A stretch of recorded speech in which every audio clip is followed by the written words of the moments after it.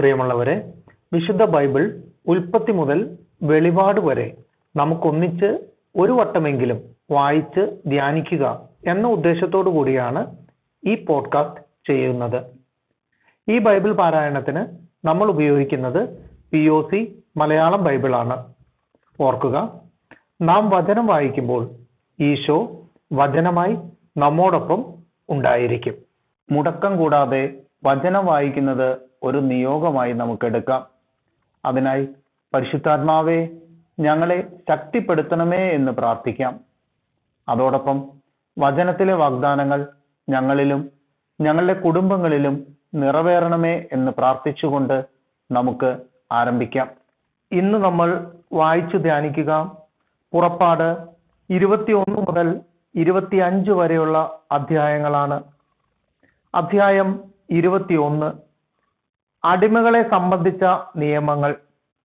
നീ അവരെ അറിയിക്കേണ്ട നിയമങ്ങൾ ഇവയാണ്. ഹെബ്രായനായ ഒരു അടിമയെ വിലയ്ക്ക് വാങ്ങിയാൽ അവൻ നിന്നെ 6 വർഷം സേവിച്ചു കൊള്ളട്ടെ. 7-ാം വർഷം നീ അവനെ സൗജന്യമായി സ്വതന്ത്രനാക്കണം. അവൻ തനിച്ചാണ് വന്നതെങ്കിൽ തനിച്ചു പോയിക്കൊള്ളട്ടെ. ഭാര്യയോട് കൂടെയെങ്കിൽ അവളും കൂടെ പോകട്ടെ. യജമാനൻ അവന് ഭാര്യയെ നൽകുകയും അവന് അവളിൽ പുത്രന്മാരോ പുത്രിമാരോ ജനിക്കുകയും ചെയ്താൽ അവളും കുട്ടികളും യജമാനന്റെ വകയായിരിക്കും. ആകയാൽ അവൻ തനിയെ പോകണം. എന്നാൽ ഞാൻ എൻ്റെ യജമാനനെയും എൻ്റെ ഭാര്യയെയും കുട്ടികളെയും സ്നേഹിക്കുന്നു, ഞാൻ സ്വതന്ത്രനായി പോകുന്നില്ല എന്ന് ദാസൻ തീർത്തു പറഞ്ഞാൽ യജമാനൻ അവനെ ദൈവസമക്ഷം കൊണ്ടുചെന്ന് കതകിന്റെയോ കട്ടിളയുടെയോ അടുക്കൽ നിർത്തി അവന്റെ കാത് തോലുളി കൊണ്ട് തുളയ്ക്കണം. അവൻ എന്നേക്കും അവന്റെ അടിമയായിരിക്കും. ഒരുവൻ തന്റെ പുത്രിയെ അടിമയായി വിറ്റാൽ പുരുഷന്മാരായ അടിമകൾ സ്വതന്ത്രരായി പോകുന്നത് പോലെ അവൾ പോകാൻ പാടില്ല. എന്നാൽ യജമാനൻ അവൾക്ക് വിവാഹ വാഗ്ദാനം നൽകിയ ശേഷം അവന് അവളിൽ അതൃപ്തി തോന്നിയാൽ അവൾ വീണ്ടെടുക്കപ്പെടാൻ അനുവദിക്കണം. അവളെ വഞ്ചിച്ചതിനാൽ അന്യർക്ക് അവളെ വിൽക്കാൻ അവന് അവകാശമുണ്ടായിരിക്കുകയില്ല. അവൻ അവളെ തന്റെ പുത്രന് ഭാര്യയായി നിശ്ചയിച്ചാൽ പുത്രിമാരോടെന്ന പോലെ അവളോട് പെരുമാറണം. അവൻ മറ്റൊരുവളെ ഭാര്യയായി സ്വീകരിക്കുന്നുവെങ്കിൽ ഇവൾക്കുള്ള ഭക്ഷണം, വസ്ത്രം, വൈവാഹിക അവകാശം എന്നിവയിൽ കുറവ് വരുത്തരുത്. ഇവ മൂന്നും അവൻ അവൾക്ക് നൽകുന്നില്ലെങ്കിൽ വില കൊടുക്കാതെ അവൾക്ക് സ്വതന്ത്രയായി പോകാം. ദേഹോപദ്രവത്തിന് ശിക്ഷ. മനുഷ്യനെ അടിച്ചു കൊല്ലുന്നവൻ വധിക്കപ്പെടണം. എന്നാൽ കരുതി കൂട്ടിയല്ലാതെ അവന്റെ കൈയാൽ അങ്ങനെ സംഭവിക്കാൻ ദൈവം ഇടവരുത്തിയാൽ അവന് ഓടിയൊളിക്കാൻ ഞാൻ ഒരു സ്ഥലം നിശ്ചയിക്കും. ഒരുവൻ തന്റെ അയൽക്കാരനെ ചതിയിൽ കൊല്ലാൻ ധൈര്യപ്പെടുന്നുവെങ്കിൽ അവനെ എൻ്റെ ബലിപീഠത്തിങ്കൽ നിന്നുപോലും പിടിച്ചു കൊണ്ടുപോയി വധിക്കണം. പിതാവിനെയോ മാതാവിനെയോ അടിക്കുന്നവൻ വധിക്കപ്പെടണം. മനുഷ്യനെ മോഷ്ടിച്ചു വിൽക്കുകയോ തൻ്റെ അടുക്കൽ സൂക്ഷിക്കുകയോ ചെയ്യുന്നവൻ വധിക്കപ്പെടണം. പിതാവിനെയോ മാതാവിനെയോ ശപിക്കുന്നവൻ വധിക്കപ്പെടണം. ആളുകൾ തമ്മിലുള്ള കലഹത്തിനിടയിൽ ഒരുവൻ മറ്റൊരുവനെ കല്ലുകൊണ്ടോ മുഷ്ടി കൊണ്ടോ ഇടിക്കുകയും ഇടികൊണ്ടവൻ മരിച്ചില്ലെങ്കിലും കിടപ്പിലാവുകയും ചെയ്തെന്നിരിക്കട്ടെ. പിന്നീട് അവനെ എഴുന്നേറ്റ് വടിയുടെ സഹായത്തോടെയെങ്കിലും നടക്കാൻ സാധിച്ചാൽ ഇടിച്ചവൻ ശിക്ഷാർഹനല്ല.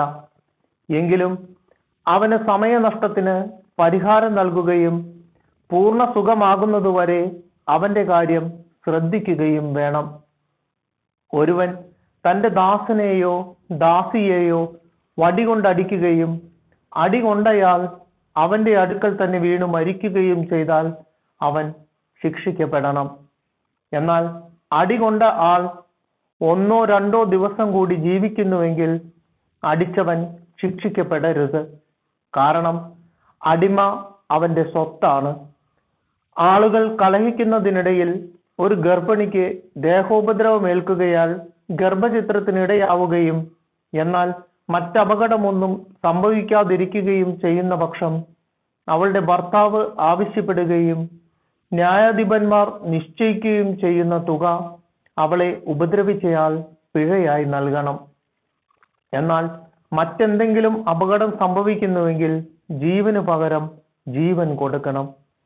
കണ്ണിനു പകരം കണ്ണ്, പല്ലിനു പകരം പല്ല്, കൈക്ക് പകരം കൈ, കാലിനു പകരം കാല്, പൊള്ളലിനു പകരം പൊള്ളൽ, മുറിവിനു പകരം മുറിവ്, പ്രഹരത്തിനു പകരം പ്രഹരം. ഒരുവൻ തന്റെ ദാസന്റെയോ ദാസിയുടെയോ കണ്ണ് അടിച്ചു പൊട്ടിച്ചാൽ അതിനു പകരം ആ അടിമയ്ക്ക് സ്വാതന്ത്ര്യം നൽകണം. ഒരുവൻ തന്റെ ദാസന്റെയോ ദാസിയുടെയോ പല്ല് അടിച്ചു പറിച്ചാൽ അതിനു പകരം ആ അടിമയ്ക്ക് സ്വാതന്ത്ര്യം നൽകണം. ഉടമസ്ഥന്റെ ഉത്തരവാദിത്തം. ഒരു കാള ഒരു പുരുഷനെയോ സ്ത്രീയെയോ കുത്തി കൊലപ്പെടുത്തിയാൽ അതിനെ കല്ലെറിഞ്ഞു കൊല്ലണം. ആരും അതിന്റെ മാംസം ഭക്ഷിക്കരുത്. കാളയുടെ ഉടമസ്ഥൻ നിരപരാധനായിരിക്കും. എന്നാൽ കാള പതിവായി ആളുകളെ കുത്തി മുറിവേൽപ്പിക്കുകയും അതിന്റെ ഉടമസ്ഥനെ വിവരമറിയിച്ചിട്ടും അവൻ അതിനെ കെട്ടിയിടായികയാൽ അത് ആരെയെങ്കിലും കുത്തിക്കൊല്ലുകയും ചെയ്താൽ അതിനെ കല്ലെറിഞ്ഞു കൊല്ലണം. അതിന്റെ ഉടമസ്ഥനും വധിക്കപ്പെടണം. മോചനദ്രവ്യം നിശ്ചയിക്കപ്പെട്ടാൽ നിശ്ചയിച്ച തുക കൊടുത്ത് അവന് ജീവൻ വീണ്ടെടുക്കാം. കാള ഒരു ബാലനെയോ ബാലികയെയോ കുത്തി മുറിവേൽപ്പിച്ചാലും ഇതേ നിയമം ബാധകമാണ്. ദാസനെയോ ദാസിയെയോ കുത്തി മുറിവേൽപ്പിക്കുകയാണെങ്കിൽ അവരുടെ യജമാനന് കാളയുടെ ഉടമസ്ഥൻ 30 ഷെക്കൽ വെള്ളി കൊടുക്കണം. കാളയെ കല്ലെറിഞ്ഞു കൊല്ലുകയും വേണം. ഒരുവൻ കിണർ തുറന്നിടുകയോ അത് കുഴിച്ചതിന് ശേഷം അടയ്ക്കാതിരിക്കുകയോ ചെയ്തതുകൊണ്ട് അതിൽ കാളയോ കഴുതയോ വീഴാനിടയായാൽ കിണറിന്റെ ഉടമസ്ഥൻ മൃഗത്തിന്റെ ഉടമസ്ഥന് നഷ്ടപരിഹാരം ചെയ്യണം. എന്നാൽ ചത്ത മൃഗം അവനുള്ളതായിരിക്കും. ഒരുവന്റെ കാള മറ്റൊരുവന്റെ കാളയെ കുത്തി മുറിവേൽപ്പിക്കുകയും അത് ചാകുകയും ചെയ്താൽ അവർ ജീവനുള്ള കാളയെ വിൽക്കുകയും കിട്ടുന്ന പണം പങ്കിട്ടെടുക്കുകയും വേണം. ചത്ത കാളയെയും പങ്കിട്ടെടുക്കണം. എന്നാൽ തന്റെ കാള കുത്തുന്നതാണെന്നറിഞ്ഞിട്ടും അതിനെ കെട്ടി നിർത്തുന്നില്ലെങ്കിൽ അവൻ കാളയ്ക്ക് പകരം കാളയെ കൊടുക്കണം. ചത്ത കാള അവനുള്ളതായിരിക്കും. അധ്യായം 22. നഷ്ടപരിഹാരം.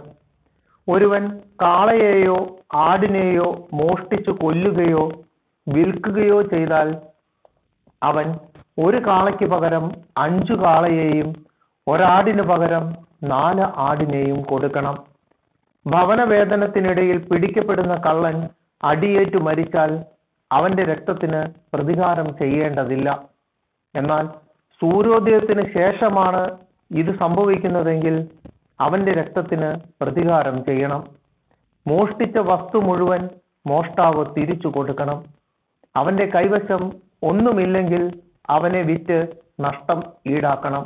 മോഷ്ടിക്കപ്പെട്ട കാളയോ കഴുതയോ ആടോ അവന്റെ പക്കൽ ജീവനോടെ കാണപ്പെടുന്നെങ്കിൽ മോഷ്ടിച്ചതിന്റെ ഇരട്ടി അവൻ തിരികെ കൊടുക്കണം. ഒരുവൻ മറ്റൊരുവന്റെ വയലിലോ മുന്തിരിത്തോട്ടത്തിലോ തന്റെ കന്നുകാലികളെ മേയ്ക്കുകയോ അവയെ അഴിച്ചുവിട്ട് മറ്റൊരുവന്റെ വയലിൽ മേയ്ക്കാനിടയാവുകയോ ചെയ്താൽ അവൻ തന്റെ വയലിലും മുന്തിരിത്തോട്ടത്തിലും നിന്നുള്ള ഏറ്റവും നല്ല വിളവ് നഷ്ടപരിഹാരമായി കൊടുക്കണം. മുൾപടർപ്പിന് തീ പടർന്നു പിടിച്ചിട്ട് കൊയ്തുകൂട്ടിയ ധാന്യമോ കൊയ്യാത്ത ധാന്യമോ വയലോ കത്തി നശിക്കാനിടയായാൽ തീ കത്തിച്ചയാൾ നഷ്ടപരിഹാരം ചെയ്യണം. അയൽക്കാരൻ സൂക്ഷിക്കാൻ ഏൽപ്പിച്ച പണമോ സാധനങ്ങളോ ഒരു വീട്ടിൽ നിന്ന് മോഷ്ടിക്കപ്പെടുകയും കള്ളനെ പിടികൂടുകയും ചെയ്താൽ മോഷ്ടിച്ചതിന്റെ ഇരട്ടി അവൻ തിരികെ കൊടുക്കണം. കള്ളനെ പിടികിട്ടിയില്ലെങ്കിൽ താൻ അയൽക്കാരന്റെ വസ്തുക്കളിന്മേൽ കൈവച്ചിട്ടില്ലെന്ന് വീട്ടുടമസ്ഥൻ ദൈവ തിരുമുൻപിൽ സത്യം ചെയ്യണം.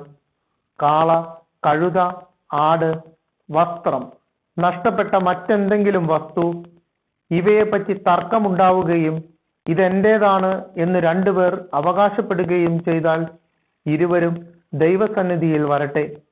കുറ്റക്കാരനെന്ന് ദൈവം വിധിക്കുന്നയാൾ തന്റെ അയൽക്കാരന് ഇരട്ടി തിരികെ കൊടുക്കണം. ഒരുവൻ അയൽക്കാരന്റെ പക്കൽ സൂക്ഷിക്കാൻ ഏൽപ്പിച്ച കാളയോ കഴുതയോ ആടോ മറ്റേതെങ്കിലും മൃഗമോ പരുക്കേൽക്കുകയോ ചത്തുപോവുകയോ നഷ്ടപ്പെടുകയോ ചെയ്യുകയും അതിന് സാക്ഷിയില്ലാതിരിക്കുകയും ചെയ്താൽ ആ അയൽക്കാരൻ കർത്താവിന്റെ നാമത്തിൽ സത്യം ചെയ്ത് തന്റെ നിരപരാധത തെളിയിക്കണം. ഉടമസ്ഥൻ സത്യപ്രതിജ്ഞ അംഗീകരിക്കണം. മുതൽ തിരിച്ചു കൊടുക്കാൻ അവന് കടമുണ്ടായിരിക്കുകയില്ല. എന്നാൽ അത് തന്റെ പക്കൽ നിന്ന് മോഷ്ടിക്കപ്പെട്ടാൽ അവൻ അതിന്റെ ഉടമസ്ഥന് നഷ്ടപരിഹാരം ചെയ്യണം. വന്യമൃഗങ്ങൾ അതിനെ കടിച്ചു കീറിയെങ്കിൽ തെളിവിനായി അവശിഷ്ടങ്ങൾ ഹാജരാക്കട്ടെ. കടിച്ചു കീറപ്പെട്ടതിന് നഷ്ടപരിഹാരം ചെയ്യേണ്ടതില്ല. ഒരുവൻ തന്റെ അയൽക്കാരനിൽ നിന്ന് ഏതെങ്കിലും മൃഗത്തെ വായ്പ വാങ്ങിയിട്ട് ഉടമസ്ഥന്റെ അസാന്നിധ്യത്തിൽ അത് ചാകുന്നതിനോ അതിന് മുറിവേൽക്കുന്നതിനോ ഇടയായാൽ അവൻ നഷ്ടപരിഹാരം ചെയ്യണം. എന്നാൽ അത് സംഭവിക്കുന്നത് ഉടമസ്ഥന്റെ സാന്നിധ്യത്തിലാണെങ്കിൽ നഷ്ടപരിഹാരം ചെയ്യേണ്ട. അത് കൂലിക്കെടുത്തതാണെങ്കിൽ കൂലി കൊണ്ട് നഷ്ടം പരിഹരിക്കപ്പെടും. വിവിധ നിയമങ്ങൾ. വിവാഹ നിശ്ചയം കഴിഞ്ഞിട്ടില്ലാത്ത ഒരു കന്യകയെ വശീകരിച്ച് അവളോടൊത്ത് ശയിക്കുന്നവൻ വിവാഹത്തുക നൽകി അവളെ ഭാര്യയായി സ്വീകരിക്കണം. അവളെ അവന് ഭാര്യയായി കൊടുക്കാൻ അവളുടെ പിതാവ് തീർത്തും വിസമ്മതിച്ചാൽ കന്യകകൾക്കുള്ള വിവാഹത്തുക അവൻ കൊടുക്കണം. മന്ത്രവാദിനിയെ ജീവിക്കാൻ അനുവദിക്കരുത്. മൃഗത്തോട് സംഗമിക്കുന്നവൻ വധിക്കപ്പെടണം. കർത്താവിന് മാത്രമല്ലാതെ മറ്റു ദേവന്മാർക്ക് ബലിയർപ്പിക്കുന്നവനെ നിശേഷം നശിപ്പിക്കണം. നിങ്ങൾ പരദേശിയെ ദ്രോഹിക്കുകയോ ഞെരുക്കുകയോ അരുത്. നിങ്ങൾ ഈജിപ്തിൽ പരദേശികളായിരുന്നുവല്ലോ. വിധവയെയോ അനാഥനെയോ നിങ്ങൾ പീഡിപ്പിക്കരുത്. നിങ്ങൾ അവരെ ഉപദ്രവിക്കുകയും അവർ എന്നെ വിളിച്ചു കരയുകയും ചെയ്താൽ നിശ്ചയമായും ഞാൻ അവരുടെ നിലവിളി കേൾക്കും. എന്റെ കോപം ജ്വലിക്കുകയും നിങ്ങളെ ഞാൻ വാൾ കൊണ്ട് വധിക്കുകയും ചെയ്യും.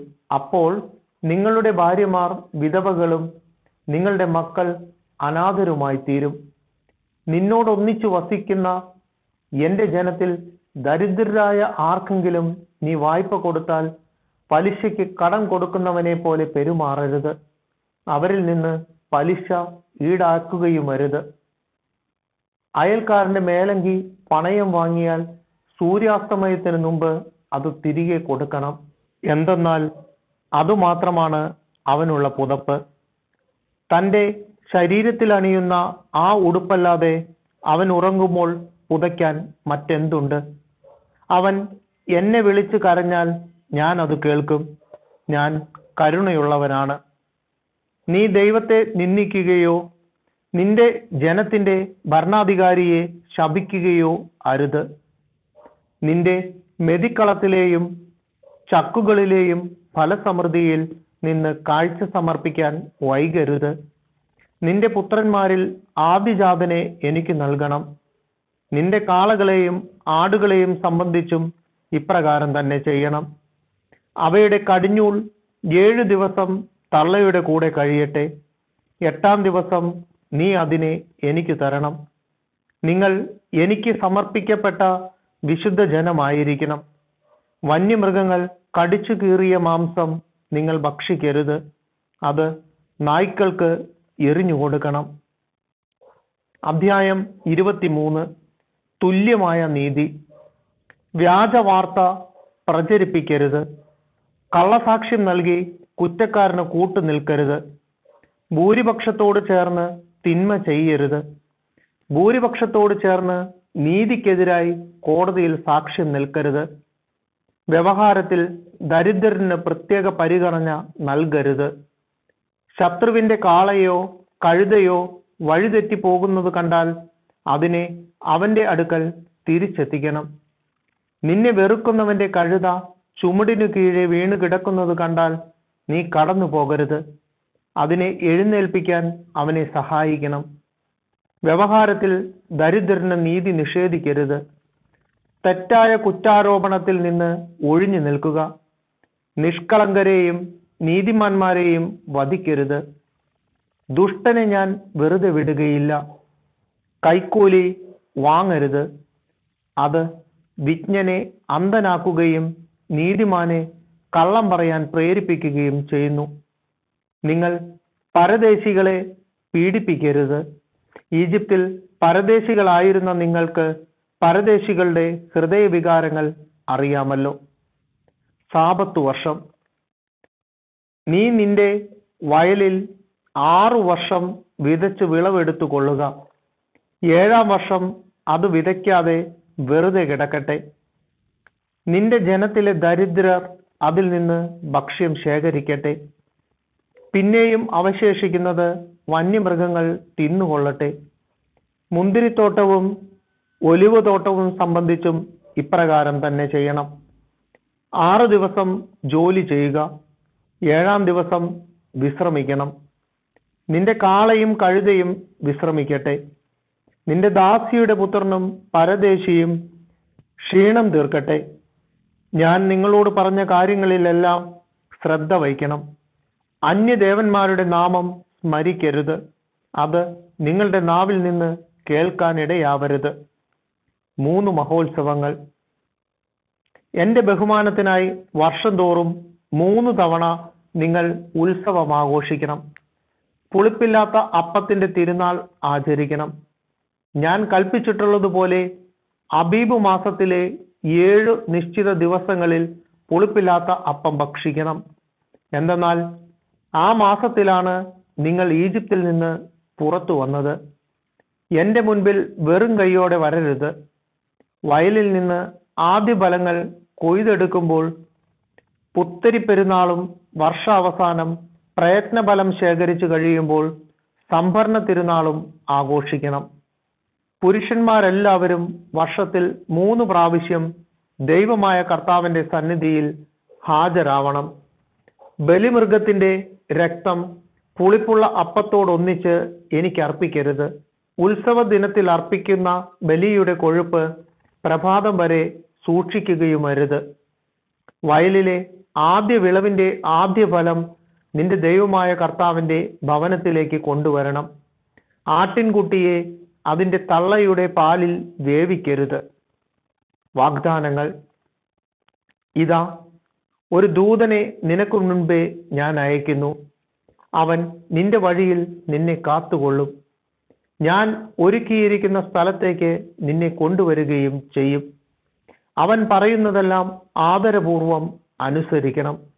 അവനെ പ്രകോപിപ്പിക്കരുത്. എന്റെ നാമം അവനിലുള്ളത് നിമിത്തം നിന്റെ അതിക്രമങ്ങൾ അവൻ ക്ഷമിക്കുകയില്ല. അവന്റെ വാക്ക് കേൾക്കുകയും അവൻ പറയുന്നതെല്ലാം അനുസരിക്കുകയും ചെയ്യുമെങ്കിൽ നിന്റെ ശത്രുക്കൾക്ക് ഞാൻ ശത്രുവായിരിക്കും, നിന്റെ എതിരാളികൾക്ക് ഞാൻ എതിരാളിയുമായിരിക്കും. എന്റെ ദൂതൻ നിനക്ക് മുൻപേ പോയി നിന്നെ അമോര്യർ, ഹിത്യർ, പെരീസിയർ, കാനാന്യർ, ഹിവ്യർ, ജബൂസിയർ എന്നിവരുടെ ഇടയിലേക്ക് നയിക്കും. അപ്പോൾ ഞാൻ അവരെ നിശേഷം നശിപ്പിക്കും. നീ അവരുടെ ദേവന്മാരെ കുമ്പിടുകയോ ആരാധിക്കുകയോ ചെയ്യരുത്. അവരുടെ ആചാരങ്ങൾ അനുകരിക്കരുത്. അവരുടെ ദേവന്മാരെ നശിപ്പിക്കുകയും ആരാധനാ സ്തംഭങ്ങൾ തകർക്കുകയും ചെയ്യണം. നിങ്ങളുടെ ദൈവമായ കർത്താവിനെ നിങ്ങൾ ആരാധിക്കണം. അപ്പോൾ ഞാൻ നിങ്ങളുടെ ഭക്ഷ്യവും പാനീയവും ആശീർവദിക്കും. നിങ്ങളുടെ ഇടയിൽ നിന്ന് രോഗം നിർമ്മാർജ്ജനം ചെയ്യും. ഗർഭചിത്രമോ വന്ധ്യതയോ നാട്ടിൽ ഉണ്ടാവുകയില്ല. നിനക്കു ഞാൻ ദീർഘായുസ് തരും. നീ ചെന്നെത്തും മുൻപ് എനിക്ക് ഏറ്റുമുട്ടേണ്ടി വരുന്ന ജനങ്ങൾ എന്നെ ഭയപ്പെടുന്നതിന് ഞാൻ ഇടയാക്കും. അവരിൽ സംഭ്രമം ജനിപ്പിക്കും. നിന്റെ ശത്രുക്കൾ പിന്തിരിഞ്ഞോടും. നിനക്ക് മുൻപേ ഞാൻ കടന്നലുകളെ അയക്കും. അവ ഹിവ്യർ, കാനാന്യർ, ഹിത്യർ എന്നിവരെ നിന്റെ മുൻപിൽ നിന്ന് തുരത്തും. എന്നാൽ ഒറ്റ വർഷം കൊണ്ട് അവരെ നിന്റെ മുൻപിൽ നിന്ന് തുടച്ചു മാറ്റുകയില്ല.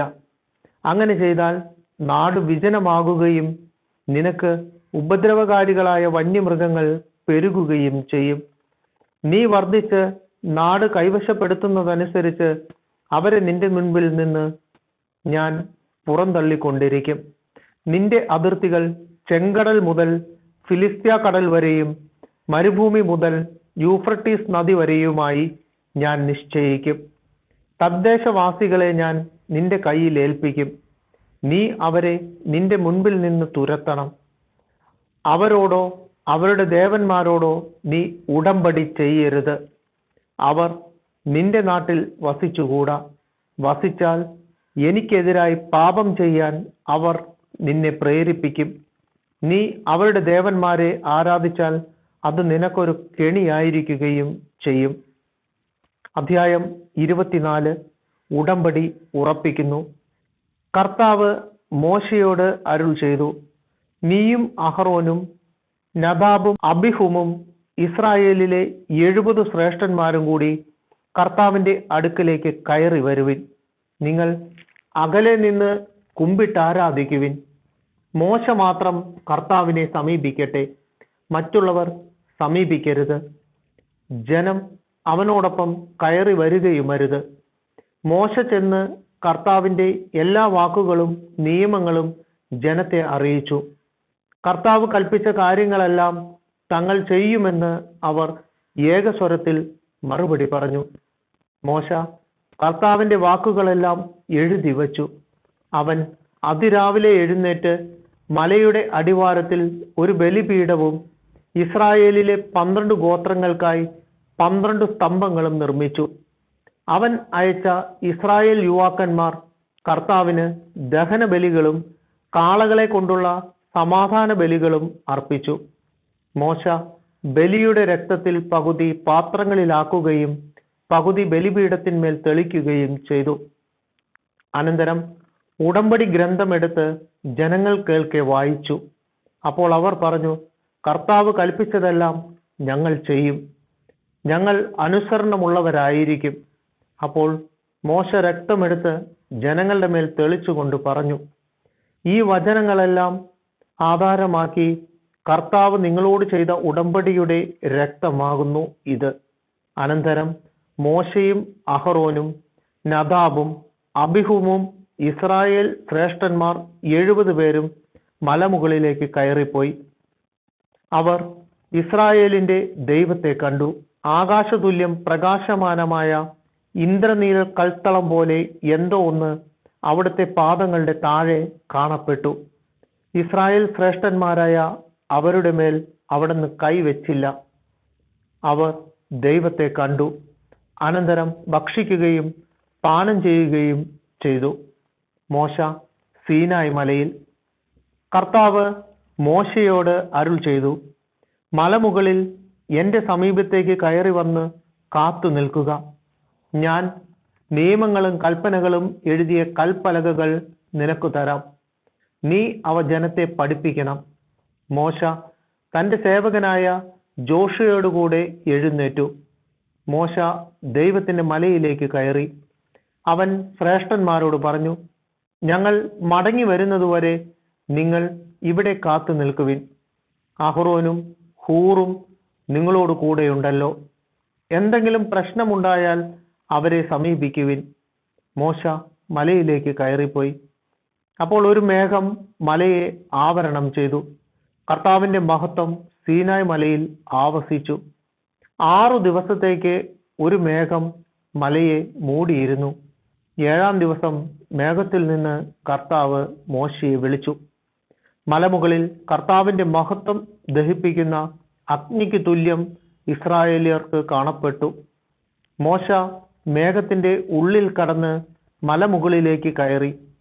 40 രാവും 40 പകലും അവൻ മലമുകളിലായിരുന്നു. അധ്യായം 25.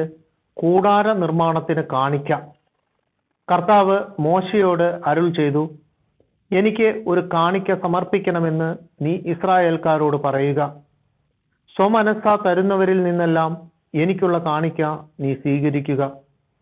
അവരിൽ നിന്ന് സ്വീകരിക്കേണ്ട കാഴ്ചദ്രവ്യങ്ങൾ ഇവയാണ്: സ്വർണം, വെള്ളി, ഓട്, നീലയും ധൂമ്രവും അരുണവുമായ നൂലുകൾ, നേർത്ത ചണത്തുണി, കോലാട്ടിൻ രോമം, ഊറയ്ക്കിട്ട മുട്ടാടിൻ തോല്, നിലക്കരടിത്തോല്, കരുവേലത്തടി, വിളക്കുകൾക്കുള്ള എണ്ണ, അഭിഷേക തൈലത്തിനുള്ള സുഗന്ധദ്രവ്യങ്ങൾ, ധൂപത്തിനുള്ള സുഗന്ധ വസ്തുക്കൾ, യഫോദും ഉരസ്ത്രാണവും, അലങ്കരിക്കാനുള്ള ഗോമേതക വൈഡൂര്യ രത്നങ്ങൾ.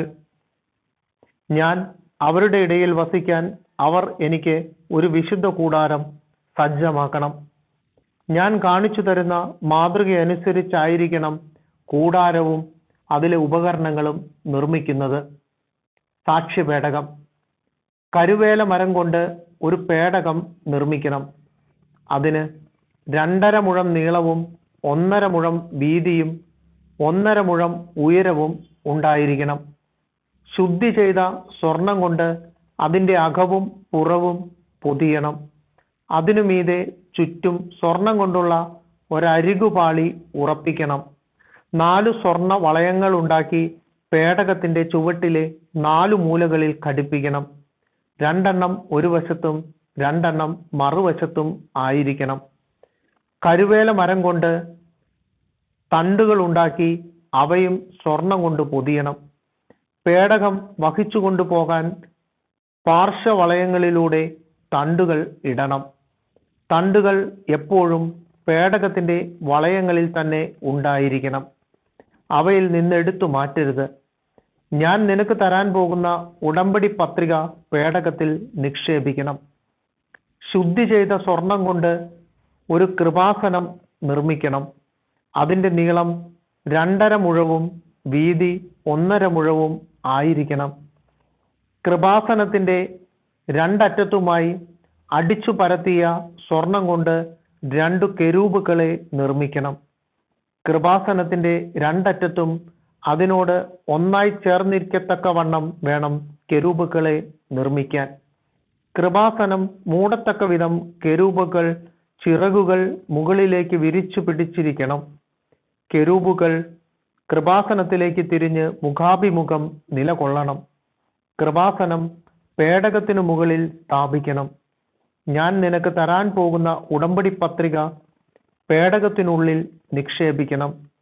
അവിടെ വെച്ച് ഞാൻ നിന്നെ കാണും. കൃപാസനത്തിനു മുകളിൽ നിന്ന് സാക്ഷ്യപേടകത്തിന് മീതെയുള്ള കെരൂബുകളുടെ നടുവിൽ നിന്ന് ഞാൻ നിന്നോട് സംസാരിക്കും. ഇസ്രായേലിനു വേണ്ടിയുള്ള എൻ്റെ കൽപ്പനകളെല്ലാം ഞാൻ നിന്നെ അറിയിക്കും. തിരുസാന്നിധ്യ അപ്പത്തിന്റെ മേശ.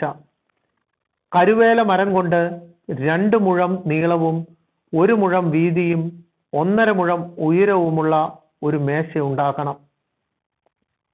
തനി സ്വർണം കൊണ്ട് അത് പൊതിയുകയും സ്വർണം കൊണ്ട് തന്നെ അതിന് അരികുപാളി പിടിപ്പിക്കുകയും വേണം. അതിനു ചുറ്റും കൈപ്പത്തിയുടെ വീതിയിലുള്ള ഒരു ചട്ടം ഉണ്ടാക്കുകയും ചട്ടത്തിനു ചുറ്റും സ്വർണം കൊണ്ടുള്ള അരികുപാളി പിടിപ്പിക്കുകയും വേണം. സ്വർണം കൊണ്ടുള്ള 4 വളയങ്ങൾ ഉണ്ടാക്കി മേശയുടെ 4 മൂലകളിലുമുള്ള 4 കാലുകളിൽ ഘടിപ്പിക്കുക. വളയങ്ങളിലൂടെ തണ്ടുകളിട്ട് മേശ ചുമന്നുകൊണ്ട് പോകത്തക്ക വിധം വളയങ്ങൾ ചട്ടത്തോട് ചേർന്നിരിക്കണം. മേശ ചുമന്നുകൊണ്ട് പോകാനായി കരുവേല മരം കൊണ്ട് തണ്ടുകൾ ഉണ്ടാക്കി സ്വർണം കൊണ്ട് പൊതിയണം. താലങ്ങളും തളികകളും കലശങ്ങളും പാനീയ ബലിക്കുള്ള ചഷകങ്ങളും തനി സ്വർണം കൊണ്ടുണ്ടാക്കണം. തിരുസാന്നിധ്യത്തിന്റെ അപ്പം എപ്പോഴും എൻ്റെ മുൻപാകെ മേശപ്പുറത്ത് വെച്ചിരിക്കണം. വിളക്കുകാൽ. തനി സ്വർണം കൊണ്ട് ഒരു വിളക്കുകാൽ ഉണ്ടാക്കണം. അതിൻ്റെ ചുവടും തണ്ടും ചഷകങ്ങളും മുകുളങ്ങളും പുഷ്പങ്ങളും ഒരേ സ്വർണത്തകിളിൽ തീർത്തതായിരിക്കണം. ഒരു വശത്തു നിന്ന് 3 മറുവശത്തു നിന്ന് 3 എന്ന കണക്കിൽ വിളക്കുകാലിൻ്റെ ഇരുവശത്തുമായി 6 ശാഖകൾ ഉണ്ടായിരിക്കണം. ഓരോ ശാഖയിലും ബദാം പൂവിൻ്റെ ആകൃതിയിൽ മുകുളങ്ങളോടും പുഷ്പദളങ്ങളോടും കൂടിയ 3 ചഷകങ്ങൾ ഉണ്ടായിരിക്കണം. വിളക്കുതണ്ടിന്മേൽ ബദാം പൂവിൻ്റെ ആകൃതിയിൽ മുകുളങ്ങളും പുഷ്പദളങ്ങളും ചേർന്ന 4 ചഷകങ്ങൾ ഉണ്ടായിരിക്കണം. വിളക്കുകാലിൽ നിന്ന് പുറപ്പെടുന്ന 6 ശാഖകളിൽ ഓരോ ജോഡിയുടെയും അടിയിൽ ഓരോ മുകുളം എന്ന കണക്കിൽ 3 മുകുളങ്ങൾ ഉണ്ടായിരിക്കണം. അടിച്ചു പരത്തിയ തനി സ്വർണത്തിന്റെ ഒരേ തകിടിലായിരിക്കണം മുകുളങ്ങളും ശാഖകളുമെല്ലാം നിർമ്മിക്കുന്നത്. വിളക്കു തണ്ടിന്മേലും അതിന്റെ ശാഖകളിന്മേലും വയ്ക്കാൻ വേണ്ടി 7 വിളക്കുകൾ ഉണ്ടാക്കണം. അവ വിളക്കുകാലിനു മുൻപിൽ പ്രകാശം വീശത്തക്ക വിധം സ്ഥാപിക്കണം. തിരി അണയ്ക്കാൻ ഉപയോഗിക്കുന്ന കത്രികകളും തട്ടങ്ങളും തനി സ്വർണം കൊണ്ടുള്ളവയായിരിക്കണം. വിളക്കുകാലും ഉപകരണങ്ങളുമെല്ലാം കൂടി 1 താലന്ത് തനി സ്വർണം കൊണ്ട് വേണം നിർമ്മിക്കാൻ. മലയിൽ വെച്ച് നിന്നെ ഞാൻ കാണിച്ച മാതൃകയിൽ ഇവയെല്ലാം നിർമ്മിക്കാൻ ശ്രദ്ധിക്കണം.